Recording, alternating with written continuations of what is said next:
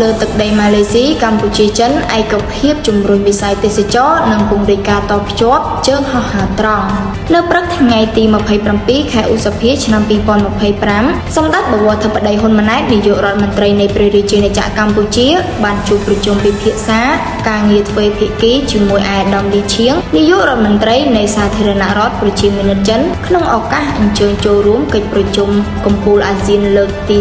46និងកិច្ចប្រជុំកំពូលពាក់ព័ន្ធនៅទីក្រុងកូឡាឡាំពូប្រទេសម៉ាឡេស៊ីក្នុងឱកាសនៃជំនួបអាដាមលីឈៀងនាយករដ្ឋមន្ត្រីចិនបានសម្ដែងនូវក្តីសោមនស្សរីករាយដែលបានជួបពិភាក្សាការងារជាមួយសម្ដេចបវរធិបតីជាថ្មីម្ដងទៀតអាដាមនាយករដ្ឋមន្ត្រីបានគូបញ្ជាក់ថាជំនួបញឹកញាប់រវាងថ្នាក់ដឹកនាំកំពូលនៃប្រទេសទាំងពីរឆ្លុះបញ្ចាំងពីភាពរឹងមាំនិងការរីកចម្រើននៃទំនាក់ទំនងមិត្តភាពដ៏យូរអង្វែងនិងជាមិត្តដៃថែបកម្ពុជាចិនជាការឆ្លើយតបសម្ដេចបវរធិបតីក៏បានសម្ដែងនូវក្តីរីករាយចំពោះជំនួបជាមួយអាដាមនាយករដ្ឋមន្ត្រីចិនសម្ដេចបវរធិបតីបានឯកភាពអំពីសារៈសំខាន់នៃជំនួបកម្រិតថ្នាក់ដឹកនាំប្រទេសក្នុងការរឹតចំណងទំនាក់ទំនងទ្វេភាគីព្រមទាំងបានសម្ដែងនូវការពេញចិត្តនិងវិតម្លៃខ្ពស់ចំពោះដំណើរទស្សនកិច្ចផ្លូវរដ្ឋរបស់អាដាមស៊ីជីនពីង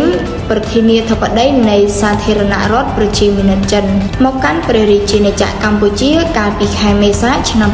2025កន្លងទៅនេះដែលតាមរយៈដំណើរទស្សនកិច្ចនេះចំណងមិត្តភាពកម្ពុជាចិនត្រូវបានពង្រឹងនិងពង្រីកកាន់តែខ្លាំងក្លាថែមទៀតជាមួយនឹងការវិតម្លៃខ្ពស់ចំពោះការរីកចម្រើននៃទំនាក់ទំនងប្រទេសទាំងពីរជាពិសេសការពេញចិត្តនៃការដំឡើងកម្រិតដល់ការកសាងសហគមន៍វាសនារួមកម្ពុជាចិនគ្រប់រដូវកាលក្នុងយុគសម័យថ្មីថ្នាក់ដឹកនាំទាំងពីរបានឯកភាពបន្តលើកកម្ពស់ទំនាក់ទំនងគ្រប់វិស័យឲ្យកាន់តែរីកចម្រើនរឹងមាំបន្ថែមទៀតតាមរយៈការប្រែក្លាយផែនការនានាឲ្យចេញជាសកម្មភាពជាក់ស្ដែងជាពិសេសភាគីទាំងពីរបានឯកភាពជំរុញកិច្ចសហប្រតិបត្តិការលើវិស័យសំខាន់ៗរួមមានសេដ្ឋកិច្ចពាណិជ្ជកម្មការវិនិយោគការពារជាតិនិងសន្តិសុខអប់រំបច្ចេកវិទ្យាឧស្សាហកម្មនិងកសិកម្មតាមរយៈការជំរុញកិច្ចសហប្រតិបត្តិការច្រករបៀងអភិវឌ្ឍឧស្សាហកម្មនិងច្រករបៀងមច្ឆានិងអង្គរបន្ថែមលើនេះថ្នាក់ដឹកនាំទាំងពីរក៏បានឯកភាពជំរុញបន្ថែមទៀតនៅការផ្លាស់ប្ដូរ